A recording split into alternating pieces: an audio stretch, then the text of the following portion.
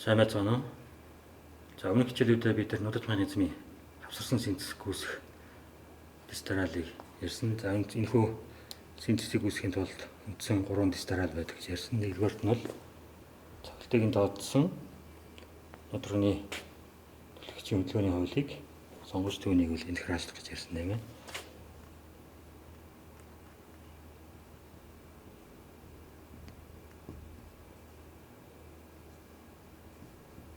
За энэ хуулийг сонгоод түүнийг интегралчлах гэж ярьсан. Хоёрдугаарт нь бол нодод механизмын гацалтгүй ажлын хүслээс нодорны хамгийн бага радиусыг тодорхойлох.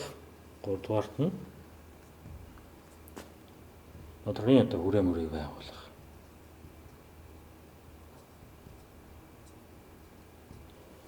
За эхний хоёр дистралыг бид өмнөх хичээлүүдээр тайлбарласан байгаа. Өнөөдөр бол нодорны хүрээ мөрийг байгуулах талаар цааш нь тайлбарлая.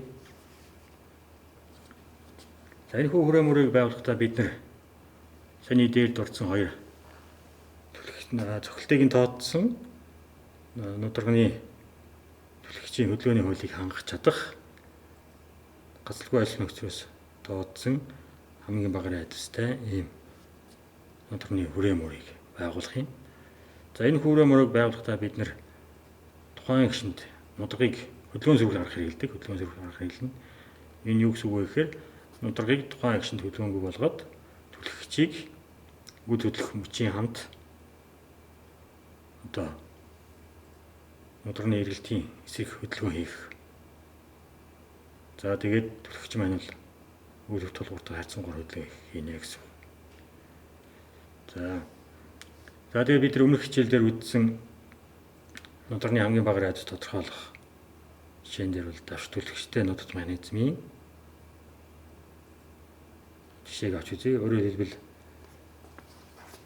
төвийн ус ийм давш түлхэгчтэй нодод механизм дээр энэ хүрээ мөрийг байгуулах аргачлалыг л тайлбарлая.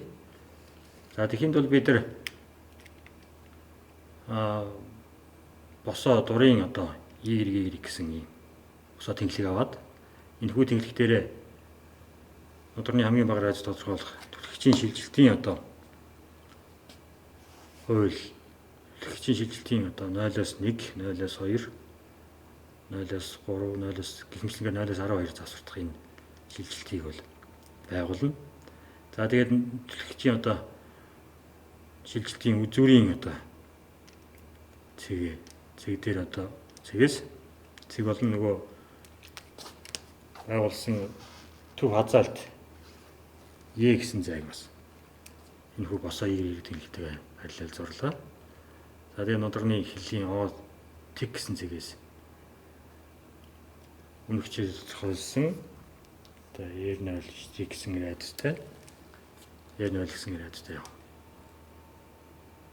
Нумд тэгэхээр энэ нум маань бол бидний саяны төв хазаалтын E гэсэн юм босоо цацрагтай огтлцсон. Энэ огтлын цэг нь манай нодорны эргэлтийн төв болно гэсэн үг тийм ээ. За ингээд нодорны эргэлтийн төвөөсөө бид нар R0 гэсэн радиустай бол тойргоо татна. За ингээд нодор маань бол цагийн зүйн эсрэг гэж байна. За ингээд энэ гишэнд бид нар нодоргаа бол хөдөлгөөн бүжүүлээд хөдөлгөөний эсрэг нодорны өнц хурдтай ижил хэмжээтэй чиглэлээр эсрэг юм өнц хурдыг өгье. За тэгээ бид нар энэ хүү нодорны эргэлтийн төвийг дариулаад E0 гэсэн радиустай тойрог татлаа. За энэ тойрог дээр бид нар өмнөх хичээлдэр тодорхойлсон холлтын муж болон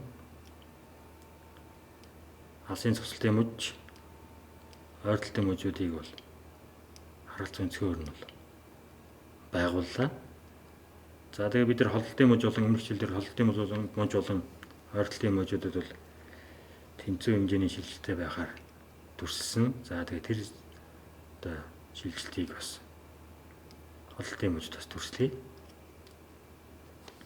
Өөрөөр холлтын муж маань бид нар өмнөх хичээлдэр бол 6 тэнцүү хуваасан. Тэгэхээр холлтын мужид бас тэр 6 тэнцүү хуваалтыгаа саний байгуулсан энэ холлтын мужийн засварт бас засвар татах хэрэгтэй.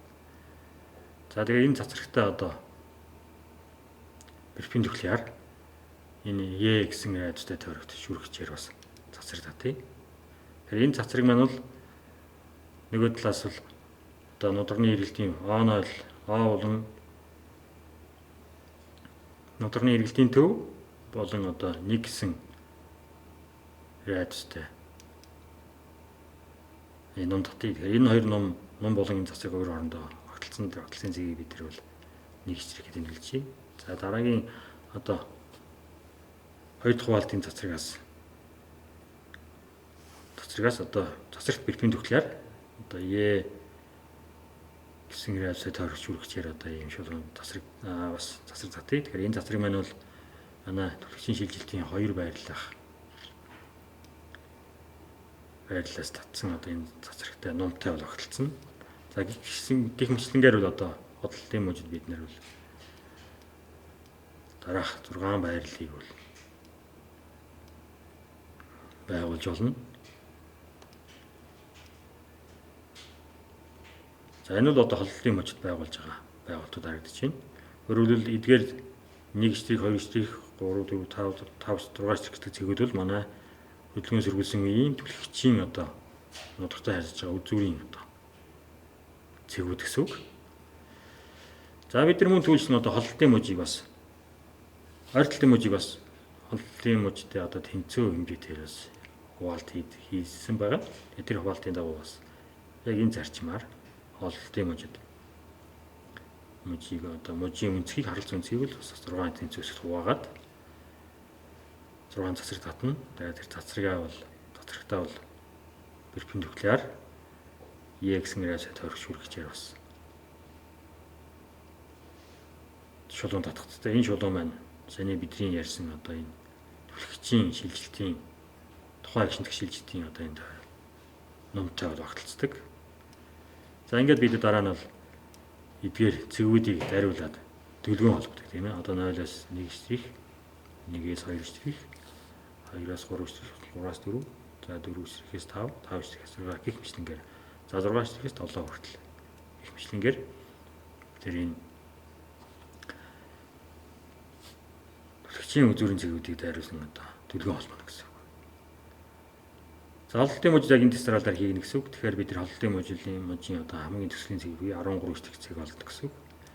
За эдгээр цэгүүдийг дайруулад би одоо төлгөөн холбох юм бол нударганы хүрээ мөр гарч ирнэ гэсэн үг. Тэгээ энэ хүрээ мөрөө бол одоо түрүүний бидний ярьсан цогцолтыг нь тооцсон хөдөлгөөний хуулийг хангаж чадах гацалгүй ажил нөхцөөс тооцсон одоо хамгийн бага айдастай ийм хүрээ мөр болно гэсэн. За хэрвээ энэ нутагт механизм байна, давхар түлхэгчтэй нутагт механизм бол одоо ройлогтой байгаа тохиол бид ройлокийн радиусыг бодох шаардлагатай гэсэн.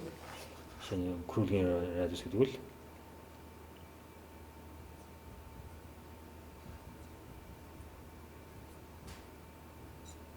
за хамгийн бага радиусыг 0.4-өөс 0.5-ийн үжүүлсэн үжигтэй тэнцүү хэмжээгээр аавна гэсэн үг тийм ээ.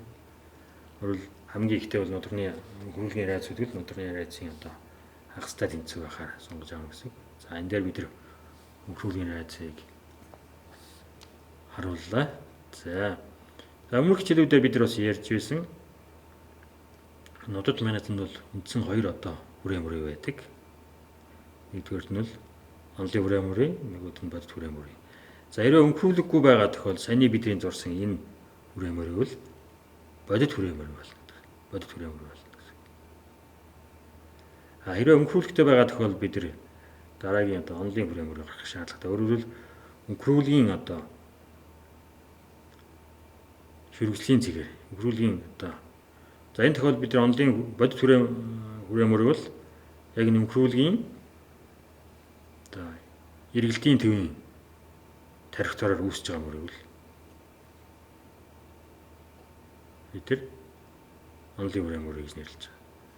За бодит хүрээ мөрөө бол бидний одоо өнгөрүүлгийн доотлын шүргслийн цэгээр үүсэж байгаа энэ мөрийг хэлнэ. Өөрөөр өнгөрүүлгийн одоо доод шүргслийн цэгүүд маань нударны бодит хүрээ мөрийг гаргана гэсэн үг тийм ээ. За ингээд бид нэр онлын хүрээ болон бодит хүрээмөр болон мөрийг бол давшруулагчтай төвийн бус. За ийм нүүдэлт механизмын хувьд бол гаргалаа. За баярлалаа.